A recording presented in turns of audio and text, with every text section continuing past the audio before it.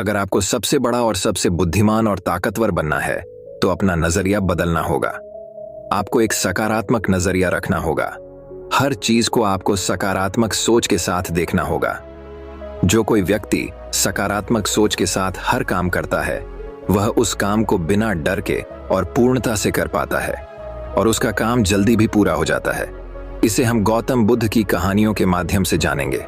तो बिना देर किए चलिए उन कहानियों की शुरुआत करते हैं। पहली कहानी, बुद्ध, आम और बच्चे की कहानी। बात उस समय की है जब महात्मा गौतम बुद्ध एक आम के बगीचे में विश्राम कर रहे थे। तभी वहां खेलते हुए बच्चों की एक टोली आ गई।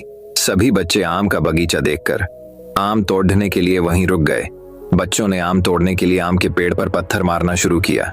देखते ही देखते जमीन पर आमों का ढेर लग गया। इतने में एक बच्चे ने थोड़े ऊंचे आम को तोड़ देने के लिए एक पत्थर ज्यादा तेज फेंका। वह पत्थर विश्राम कर रहे महात्मा जी को जाकर लगा और उनके माथे से खून आने लगा। सभी बच्चे यह देखकर बहुत डर गए। उन्हें लगा अब तो बुद्धा जी उनको बहुत डांटेंगे।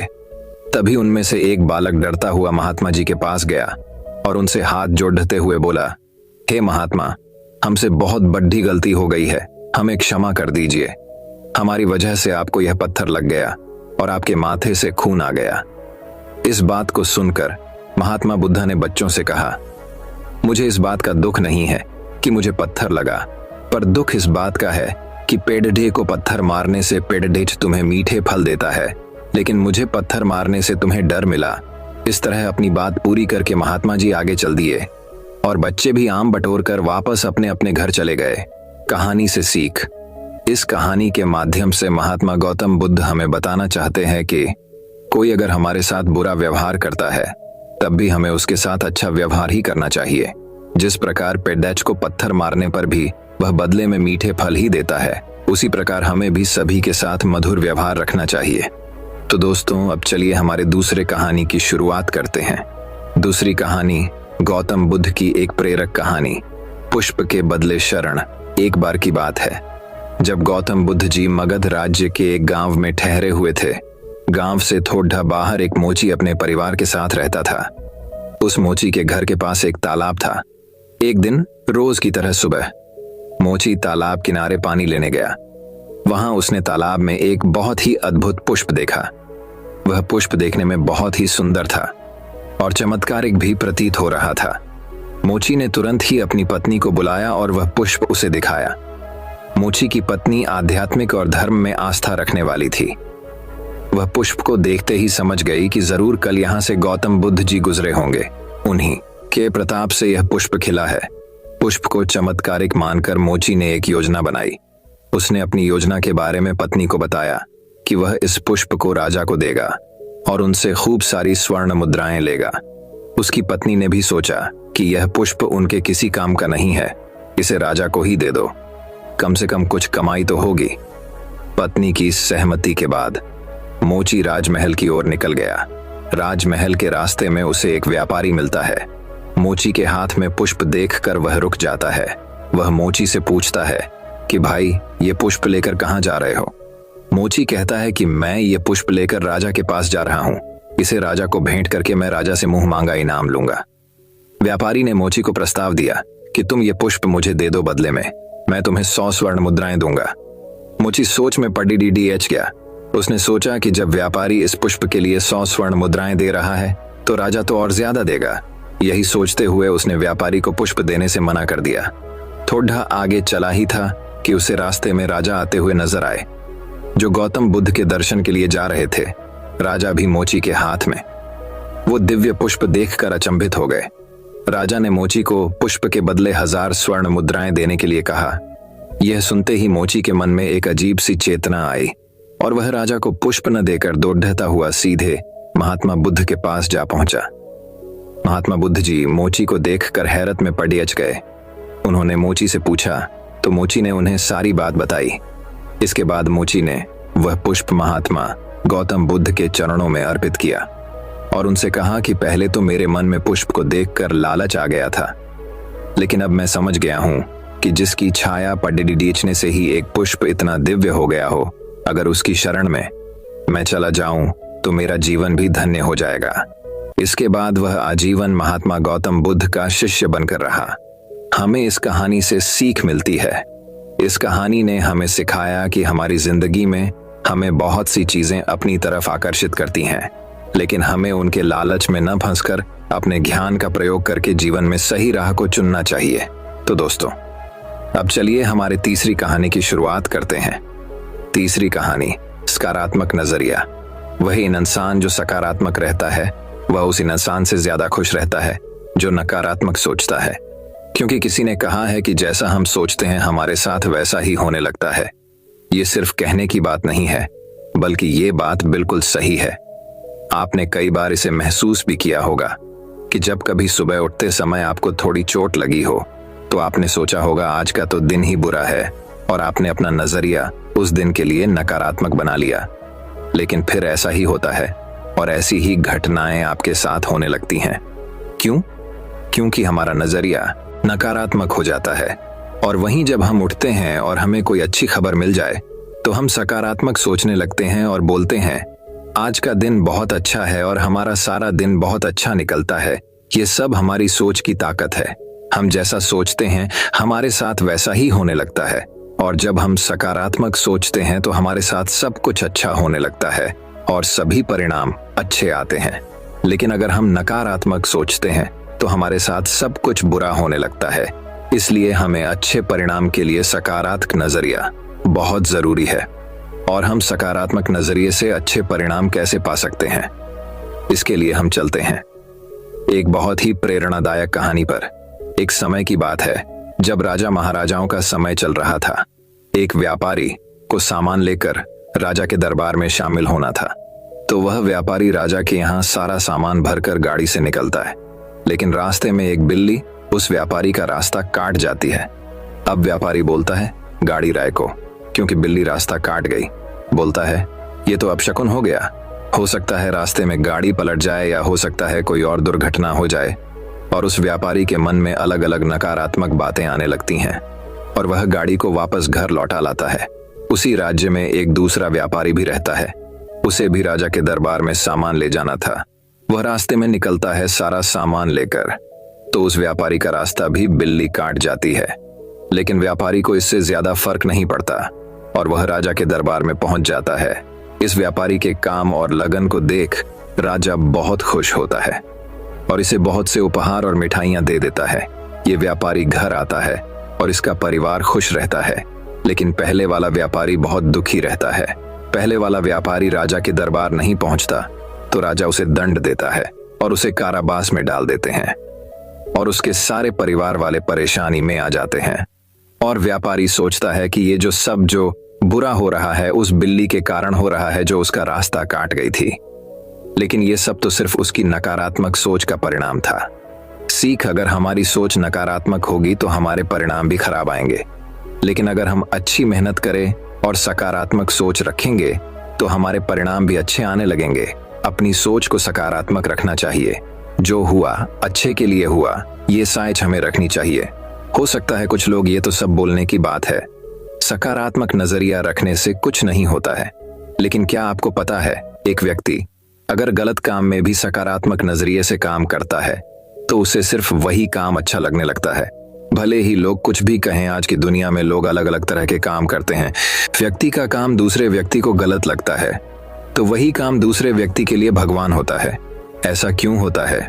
लोगों को जो काम गलत लगता है वही काम उस व्यक्ति को सही लगता है। ऐसा क्यों होता है? ये सब उस व्यक्ति का उस काम के प्रति नजरिया होता है। बहुत सारे लोगों को नेटवर्क मार्केटिंग बिजनेस गलत लगता है, लेकिन वही काम कुछ लोग दिल और जान लगाकर करते हैं, क्योंकि उनका नजरिया उस काम के प्रति सकारात्मक होता है।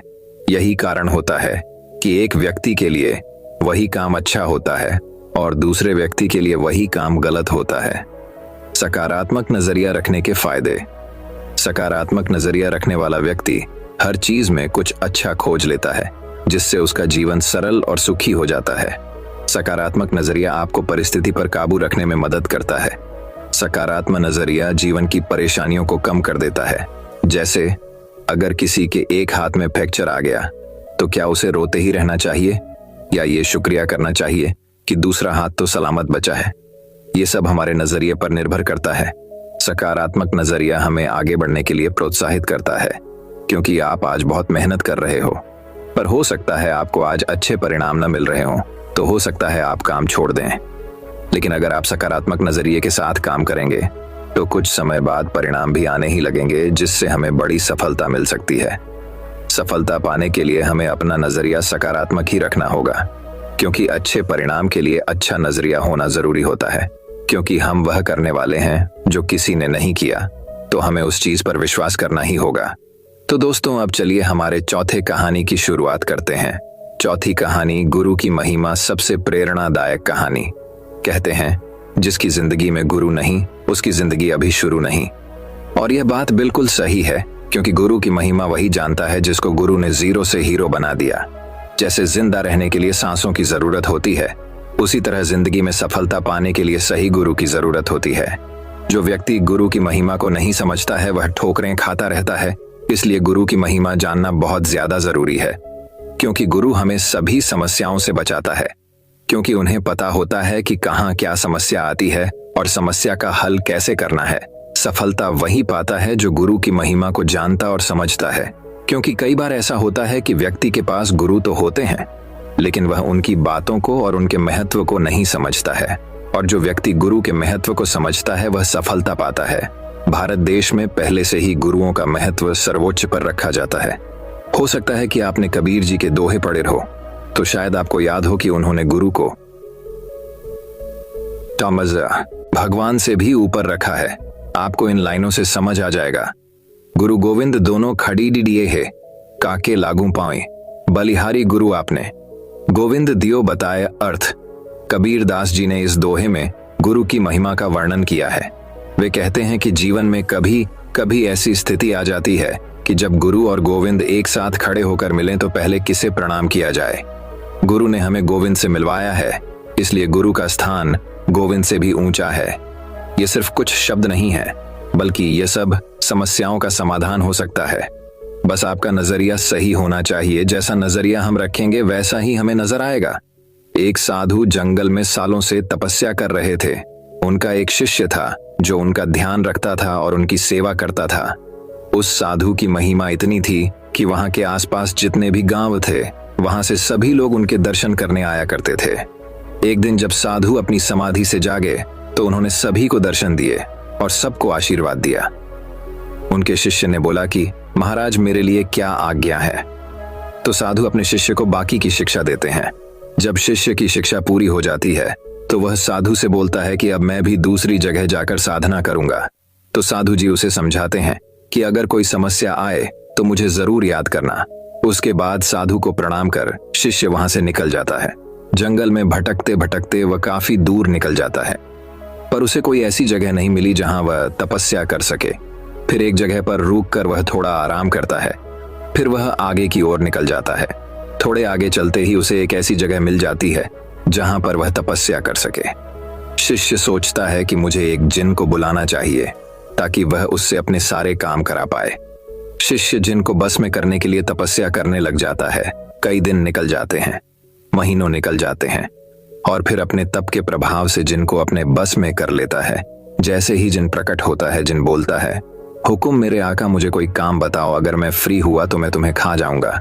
यह सुनकर शिष्य उसको काम बताता है कि मैंने बहुत दिनों से कुछ खाया नहीं है, मेरे लिए इस दुनिया के सबसे अच्छे सारे पकवान लेकर आ। जिन उस शिष्य के लिए खाना लेने जाता है और 1 मिनट के अंदर वापस आ जाता है और फिर बोलता है, जो हुक्म मेरे आका, मुझे कोई काम बताओ, अगर मैं फ्री हुआ तो मैं तुम्हें खा जाऊंगा। शिष्य बोलता है कि मैंने कई महीनों से आराम नहीं किया है, मुझे आराम करने के लिए साधन लेकर आओ। ये सुनते ही जिन गायब हो जाता है और कुछ देर बाद पलंग, गद्दा और उसके आराम के लिए सारी व्यवस्था कर देता है और बोलता है, जो हुक्म मेरे आका, मुझे कोई काम बताओ, अगर मैं फ्री हुआ तो मैं तुम्हें खा जाऊंगा।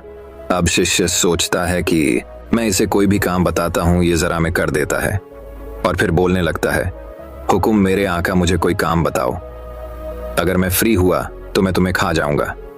अब मैं क्या करूं? ये तो मुझे खा ही जाएगा। शिष्य को परेशानी या टेंशन होने लगती है। फिर उसे याद आती है कि गुरुदेव, साधु जी ने बोला था कि कोई समस्या आए तो मुझे याद करना। तो वह जिनसे बोलता है कि मैंने कई दिनों से नहाया भी नहीं है, तो तो एक काम कर, मेरे लिए सारी पवित्र जगहों से जल लेकर आ। इतना सुनकर जिन पानी लेने निकल जाता है और शिष्य अपने गुरु की आराधना करने लगता है और फिर वहां गुरुदेव प्रकट हो जाते हैं। फिर वह अपनी सारी बातें गुरुदेव को बताता है कि मैंने जिनको बुला लिया है, और वह सारे काम भी कर देता है। लेकिन एक समस्या है, जैसे ही वह काम करके फ्री होता है वह बोलने लगता है कि अगर मैं फ्री हुआ था तुम्हें खा जाऊंगा। तो गुरुजी बोलते हैं बस इतनी सी बात, अब जिन आए तो उससे बोलना कि अब आज्ञा मेरे गुरु देंगे। शिष्य बोलता है ठीक है।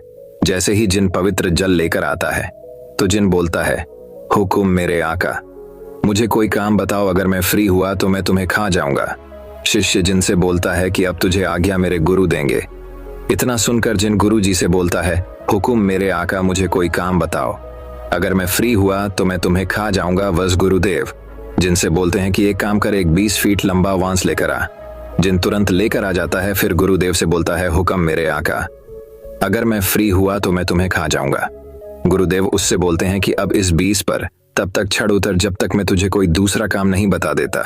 फिर उस शिष्य की समस्या का समाधान हो जाता है। यही होती है गुरु की महिमा, और यही होता है नेटवर्क मार्केटिंग में।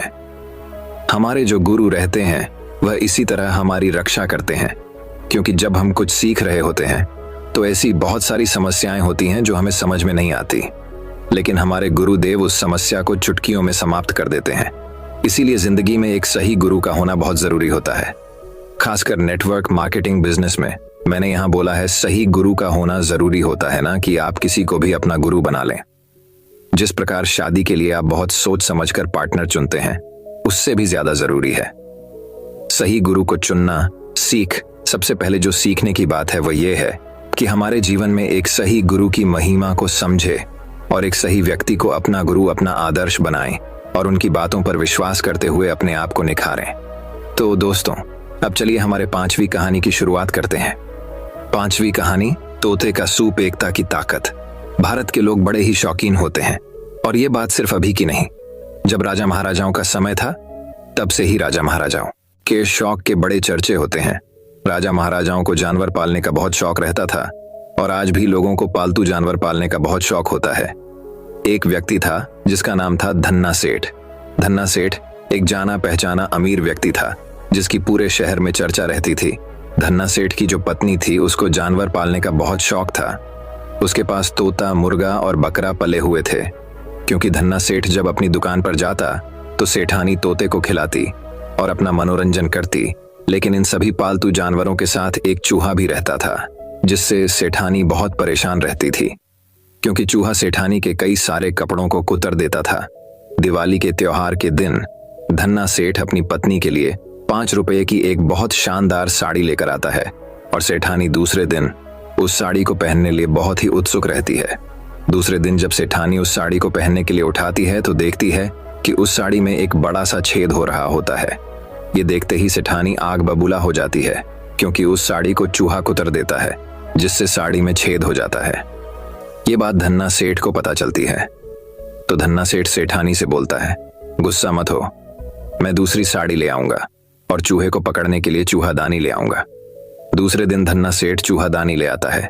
चूहादानी को देख चूहा डर जाता है। चूहा भागते भागते तोते के पास जाता है और तोते से बोलता है, तोता भाई, घर में चूहादानी आ चुकी मुझे पकड़ने के लिए, कुछ करना पड़ेगा। तो तोता बोलता है, चूहादानी तो तुझे पकड़ने के लिए है, मुझे उससे क्या। और तोता उसकी मदद नहीं करता। चूहा भागते भागते मुर्गे के पास जाता है और मुर्गे से बोलता है, मुर्गा भाई, घर में चूहादानी आ चुकी मुझे पकड़ने के लिए, कुछ करना पड़ेगा। तो मुर्गा बोलता है, चूहादानी तो तुझे पकड़ने के लिए है, मुझे उससे क्या। और मुर्गा भी उसकी मदद नहीं करता। फिर चूहा बकरे के पास जाता है और उससे भी यही बोलता, पर बकरा भी चूहे की मदद नहीं करता।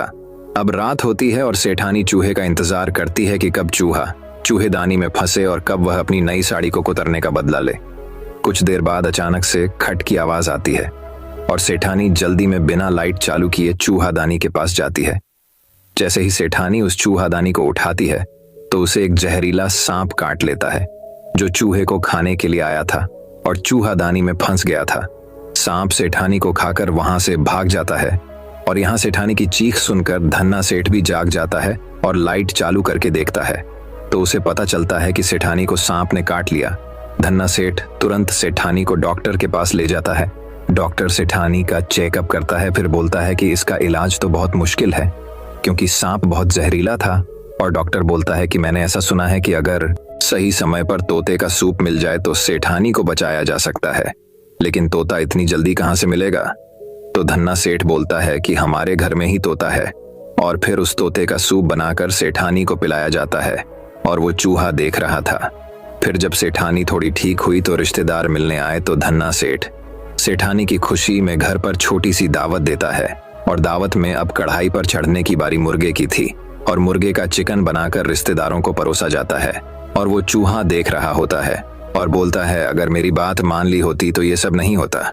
और कुछ दिनों बाद जब सेठानी बिल्कुल ठीक हो जाती है तो रिश्तेदार बोलते हैं कि इतना जहरीला सांप था सेठानी की किस्मत बहुत अच्छी थी, और अब सेठानी बिल्कुल ठीक हैं। तो धन्ना सेठ सेठानी के बिल्कुल ठीक होने की खुशी में एक पार्टी रखता है और उस पार्टी में मटन बनाया जाता है।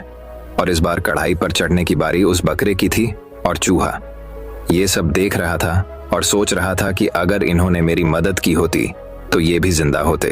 और इस तरह सभी जानवर एक के बाद एक की जान चली जाती है, लेकिन अगर उन्होंने चूहे की बात मानी होती तो सभी जानवर ठीक होते। लेकिन उन्होंने एक दूसरे की मदद नहीं की, जिसका परिणाम ये हुआ कि वह सब के सब मारे गए। अगर वह सभी एक साथ एकता में रहते तो सभी जिंदा होते। सीख, इस कहानी से सीख मिलती है कि अगर हम एकता में नहीं रहते हैं और एक दूसरे का साथ नहीं देंगे तो हमारे साथ भी यही होगा। हमें कोई भी अकेला समझकर फायदा उठा लेगा। तो दोस्तों अब चलिए हमारे छठी कहानी की शुरुआत करते हैं। छठी कहानी दोस्तों बात बहुत समय पहले की है। सड़कों पर रहने वाले अधीर का जीवन एक सरलता और उदाहरण की कहानी बन गया था। उसका एकमात्र ख्वाब था वह अमीर बनना। वह अपनी गरीबी से बहुत परेशान था और चाहता था कि उसका जीवन कभी बदले और वह जल्द से जल्द अमीर बन जाए। अधीर का दिल उसके गांव के पास रहने वाले दूसरे अमीर व्यापारी विक्रम से बहुत अधिक लालची था, लेकिन अधीर के मन में यह गलतफहमी थी कि आमिर विक्रम लालची हैं तो मैं भी लालची हो जाऊंगा, जबकि विक्रम लालची बिल्कुल नहीं था। वह बहुत ही समझदार और लोगों की मदद करने वाला इंसान था। विक्रम का घर बड़ा था, उसके पास हर रोज नई नई गाड़ियां बदलती थीं और उसकी सोने की घड़ी बेशक महंगी थी, परंतु उसका बर्ताव और उसका स्वभाव उसे सबसे हटकर बना देते थे। एक दिन अधीर का लालच इतना बढ़ गया था कि वे अब तय किया कि वह विक्रम के बराबर बनेगा। उसने अपने मन में तय किया और अमीर बनने का निर्णय लिया। उन्होंने सोचा कि यदि वह विक्रम के जैसा होता है तो उसे भी यह सब मिल सकता है जो उसे चाहिए। अधीर ने अपनी शुरुआत की, लेकिन उसने कभी भी विक्रम की तरह आत्मसमीक्षा नहीं की और विक्रम की तरह दूसरों की मदद करने में विशेष रुचि नहीं ली। उसका मानना था कि उसका हर कदम अमीरी की दिशा में है, चाहे वह किसी को भी चोट पहुंचे या ना पहुंचे। एक दिन गांव में एक अमृत वृक्ष खिला। इस वृक्ष का फल बड़ा ही रहस्यमय और अद्वितीय था। इस फल को लेकर गांव वाले उत्साहित हो रहे थे। यह फल अमृत से कम नहीं था और जिसने भी इसे खाया उसने अत्यंत सुख से भरी जिंदगी जीता था। अधीर ने सुना कि इस फल का स्वाद अत्यधिक स्वादिष्ट और आकर्षक है, लेकिन जो फल उगे थे वे सब खत्म हो चुके थे। उसने तय किया कि वह भी इसे पाने के लिए पहाड़ों की ओर निकलेगा, चाहे जो भी हो। अधीर ने पहाड़ों की ऊंचाइयों को पार करते हुए फल की खोज में अपने मित्रों के साथ रास्ता तय किया। रास्ते में वह बहुत सारी मुश्किलों और चुनौतियों का सामना करता है, परंतु उसका लालच उसे हर कदम पर आगे बढ़ने के लिए प्रेरित कर रहा था। आखिरकार वह और उसके मित्र फल को पाते हैं, लेकिन अधीर का लालच मन में इतना था कि वह पूरे पेड़ को ही उखाड़कर अपने साथ ले जाना चाहता था और वह उस पेड़ को उखाड़ने लगा। उसके दोस्तों ने उसे पेड़ को नुकसान न पहुंचाने की चेतावनी भी दी, लेकिन उसने उनकी बात नहीं सुनी, क्योंकि अधीर के मन में तो था कि वह उस पेड़ के अमृत फल को बेचकर अमीर बन जाएगा। लेकिन जैसे ही पेड़ को अधीर ने उखाड़ा, पेड़ पूरा सूख गया और उसके सारे फल गायब हो गए। और मरते मरते पेड़ ने अधीर से कहा कि तुम कभी किसी को उजाड़ कर अमीर नहीं बन सकते। पेड़ की यह बात अधीर के मन में लगी और उसे अपनी इस हरकत पर बहुत शर्म आई कि मैंने अपने लालच की वजह से एक पेड़ उजाड़ दिया। और उसने पेड़ से माफी मांगी और खुद को सुधारने की कसम खाई कि वह कभी भी पैसे के लिए किसी को नुकसान नहीं पहुंचाएगा। इस बात से उन्हें एक बड़ा सच्चाई का सामना करना पड़ता है। इस फल का स्वाद लालच से ज्यादा बहुत ही कड़ा और खट्टा होता है। ये उनके लिए बिल्कुल भी सुखद नहीं होता है। अधीर ने इस अनुभव से अपनी गलती को समझा और अपनी जिंदगी को सही दिशा में मोड़ दिया। उसने गांव वालों के साथ अपनी खोई हुई इज्जत वापस पाई और उसका जीवन सच्ची धन धान्यता में बदल गया। दोस्तों, इस कहानी से हमें यह सीखने को मिलता है कि लालच हमें अच्छे से अच्छा मनोबल प्रदान कर सकता है, लेकिन जब यह हमें अपने लक्ष्यों की दिशा में भटका देता है तो हमें खुद को आत्मसमीक्षा करनी चाहिए। हमें यह समझना चाहिए कि सच्चा धन हमारी सच्ची सुख शांति में होता है, जो हमें लालच से नहीं अपने सही कर्मों से मिलता है। तो दोस्तों, अब चलिए हमारे 7वीं कहानी की शुरुआत करते हैं। 7वीं कहानी। बहुत समय पहले की बात है। जंगल में एक गधा बरगद के पेड़ के नीचे लेटकर आराम कर रहा था। लेटे लेटे उसके मन में बुरे ख्याल आने लगे। उसने सोचा, यदि धरती फट गई तो मेरा क्या होगा। अभी उसने ऐसा सोचा ही था कि उसे एक जोर के धमाके की आवाज आई। वह भयभीत हो उठा और चीखने लगा, भागो भागो, धरती फट रही है, अपनी जान बचाओ। और ऐसा कहते हुए वह पागलों की तरह एक दिशा में भागने लगा। उसे इस कदर भागता देखते हुए एक अन्य गधे ने उससे पूछा, अरे क्या हुआ भाई, तुम इस तरह बदहवास भागे क्यों जा रहे हो। अरे तुम भी भागो, अपनी जान बचाओ, धरती फट रही है। ऐसा चीखते हुए वह भागता रहा। यह सुनकर दूसरा गधा भी डर गया और उसके साथ भागने लगा। अब तो वह दोनों एक साथ चिल्ला रहे थे, भागो भागो, धरती फट रही है, भागो भागो। देखते देखते सैकड़ों गधे इस बात को दोहराते हुए उसी दिशा में भागने लगे। गधों को इस तरह भागता देख अन्य जानवर भी डर गए। धरती फटने की खबर जंगल में लगी आग की तरह फैलने लगी और जल्द ही सबको पता चल गया कि धरती फट रही है। चारों तरफ जानवरों की चीख पुकार मच गई। सांप, बिच्छू, सियार, लोमड़, हाथी, घोड़े सभी उस झुंड में शामिल हो भागने लगे। जंगल में फैले इस हल्ले को सुन अपनी गुफा में विश्राम कर रहा जंगल का राजा शेर बाहर निकला। उसे अपनी आंखों पर यकीन नहीं हुआ कि सारे जानवर एक ही दिशा में भागे जा रहे हैं। वह उछलकर सबके सामने आया और गूंजती हुई दहाड़ के साथ बोला, ये क्या पागलपन है, कहां भागे जा रहे हो तुम सब। महाराज, धरती फट रही है, आप भी अपनी जान बचाइए। झुंड में आगे खड़ा बंदर बोला, किसने कहा यह सब। शेर ने प्रश्न किया। सब एक दूसरे का मुंह देखने लगे। फिर बंदर बोला, मुझे तो ये बात चीते ने बताई थी। चीते ने कहा, मैंने तो ये पक्षियों से सुना था। और ऐसे करते करते पता चला कि ये बात सबसे पहले गधे ने बताई थी। गधे को महाराज के सामने बुलाया गया। तुम्हें कैसे पता चला कि धरती फट रही है, शेर ने गुस्से से पूछा। मैंने अपने कानों से धरती के फटने की आवाज सुनी महाराज, गधे ने डरते हुए उत्तर दिया। ठीक है, चलो मुझे उस जगह ले चलो और दिखाओ कि धरती फट रही है। ऐसा कहते हुए शेर गधे को उस तरफ ढकेलता हुआ ले जाने लगा। बाकी जानवर भी उनके पीछे हो लिए और डर डर कर उस ओर बढ़ने लगे।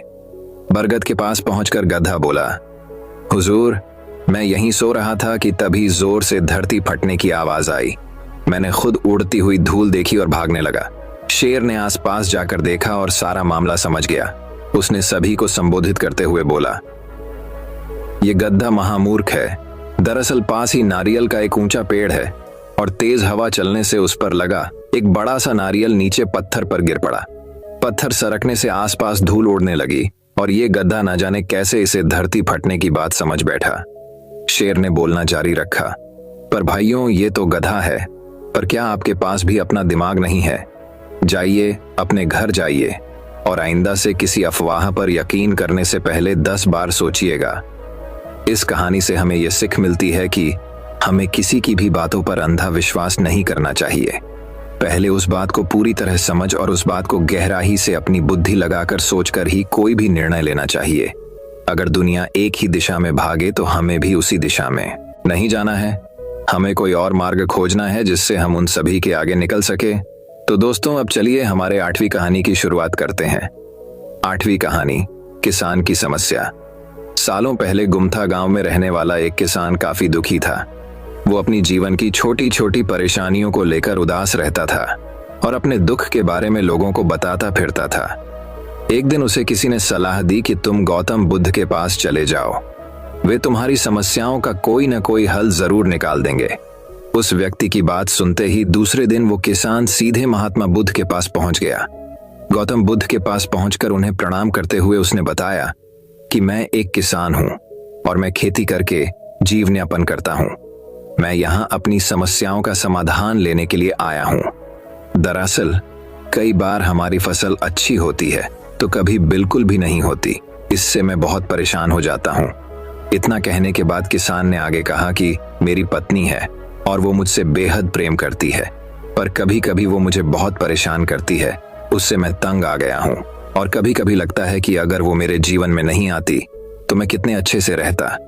इस तरह वह अपनी सारी परेशानियां महात्मा बुद्ध को सुनाता रहा और वो उसकी बातें सुनते रहे जब तक किसान बात कर रहा था। तब तक गौतम बुद्ध एक शब्द भी नहीं बोले। वो बस ध्यान से किसान की ही बातें सुन रहे थे। परेशानी बताते हुए किसान बोलता है कि मेरा एक बच्चा भी है। वो है तो काफी अच्छा, पर कई बार मुझे परेशान करता है और मेरा कहना नहीं मानता। उसके ऐसे व्यवहार से मुझे लगता है कि वो मेरा बच्चा नहीं है। ऐसा कहते हुए किसान अपनी सारी परेशानी को बताता गया। इस तरह किसान ने अपने जीवन का सब कुछ जो उसे सताता था और दुखी करता था, वो गौतम बुद्ध को बता दिया। अब किसान के पास उन्हें बताने के लिए कुछ भी नहीं बचा और उसका मन काफी हल्का हो गया। महात्मा बुद्ध से सब कुछ कहने के बाद वो उनसे अपनी परेशानियों के समाधान की उम्मीद लगाए बैठा था। काफी देर तक गौतम बुद्ध के जवाब का इंतजार करने के बाद बेसब्र होकर किसान ने ऊंची आवाज में महात्मा बुद्ध से पूछा, क्या आप मेरी समस्याओं को लेकर कुछ नहीं कहेंगे? तब गौतम बुद्ध बोले, मैं तुम्हारी किसी तरह से भी मदद नहीं कर सकता। किसान ने महात्मा बुद्ध से ऐसे जवाब की उम्मीद नहीं की थी। वो उनका जवाब सुनकर हैरान हो गया। उसे अपने कानों पर भरोसा नहीं हो रहा था। उसने भगवान बुद्ध से पूछा कि ये आप क्या बोल रहे हैं? क्या आप मेरी समस्याओं का समाधान नहीं कर सकते? मैंने सुना है कि आप सभी की समस्याओं का समाधान करते हैं, तो मेरी समस्याओं का क्यों नहीं करेंगे? महात्मा बुद्ध इस बात पर किसान से कहते हैं कि आपके जीवन में जितनी कठिनाइयां हैं उतनी हर किसी के जीवन में होती है और सबको अपनी छोटी समस्याएं भी बड़ी लगती हैं। आपके जीवन में कोई ऐसी समस्या नहीं है जो दूसरों को न हो। हर व्यक्ति को अपने जीवन में सुख दुख का सामना करना